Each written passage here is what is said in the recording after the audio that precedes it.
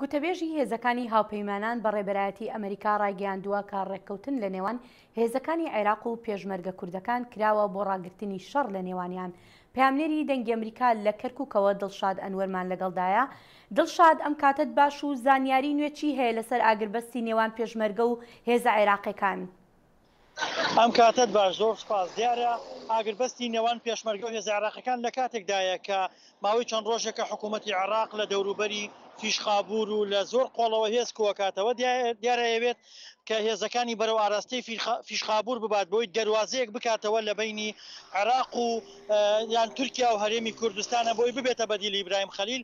واتە حکوومەتی عێراق بەرنامەی هەبوو کە شەڕ بەردەوامی پێبدات تا ئەو کاتێک کە فیشخابورە گرێ و لەوێ کەناڵێکە دۆزێتەوە و هێزەکانی پێشمەرگەی هەرێمی کوردستانیش هەموو هەوڵێکیان بۆ ئەوە بوو کە بەربگرن لە گەیشتنی هێزە عێراقیەکان بۆ فیشخابور و دیارە هاتنە خەتی ئەمریکیەکان لە کاتێکدا ئەمریکیەکان پێیان وایە کە ئەم هەوڵەی ئێرە حکوومەتی عێراق بۆ گەیشتن بە فیشخابور ئەجەندایەکی ئێرانی هەیە، بۆیە لە شەو لە دوێنێەوە هاتوونەتە خەت بە چڕی و دیارە ئاگربەستەکە لە ژێر فشاری ئەمریکا و هاوپەیمانان نبووە و مەرحەلەی دوای ئاگربەستەکە ئەوان دەیانەوێت با بڵین هەرێمی کوردستان و حکوومەتی عێراقی لەسەر مێزی گفتوگۆ کۆبکەنەوە، هەرچەندە هێزە عێراقیەکان بە تایبەتی دەوترێت کە زیاتر لە ژێر کۆنتترۆلی ئێرانە نەک حەیدەر عەبادی، بۆیە پێچێت لەمەشە ڕێی جیاواز دروست بێت لەوێ. بەڵێ باشە دڵشاد، سەبارەت بە پارێزگاری کەرکووک لایەنەکان گەیشتنە چی؟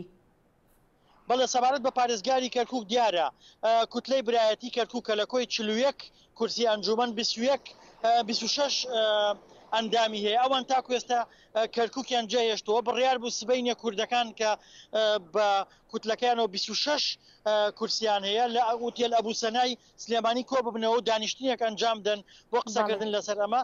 بەڵام ئێستا جۆرێک لە گفتوگۆ و دانوستان هەیە لە نێوان مەکتەبی سیاسی یەکێتی و پارتیانوێ پێشتوەخت هەردوو مەکتەبی سیاسی ڕێک بکەون و دانیشتنیە بکەن، دواتر قەزیەکە داخلیان خوارەوە بۆ نێو ئەنجومەنی پارێزگای کەرکووک. بەڵێ دڵشاد، وەکو دەزانین لە پاش ئەم ڕووداوانە ژمارەیەکی زۆری خەڵک ئاوارە بوون، چ لە کەرکووک و چ لە دووسخورمات و ناوچەکانی تریژ. ئایا ڕەوشی و ئاوارانە چۆنە ئێستا؟ بەڵێ من ئەمەوێ بڵێم ڕەوشی ئاوارەکان بە تایبەتیتر خوڕمات و لە دۆخێکی زۆر خراپدان. ئەوان ئەو دقەی کە هێزەکانی حەشدی شعبی هێرشی کردوتە سەریان با بڵێن شەو بووە، ئاگایان لێ نەبووە، بۆیە ئەوەنەیان پێکراوە کە بە خۆیان و ماڵ و مناڵیانەوە دەرچن، واتە ماڵ و خان و سەرۆت و سامانیان هەمووی جێهێشتووە.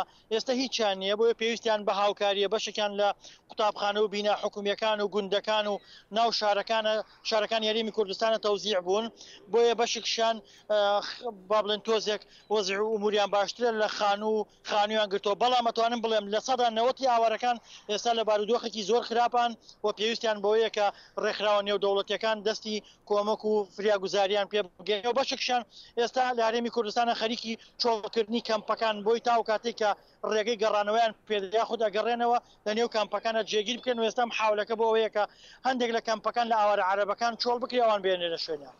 بەڵێ پامنێرمان دڵشاد ئەنوەر لە کەرکووکەوە سپاس دەکەین. زۆر سپاس بۆ ئێوەش.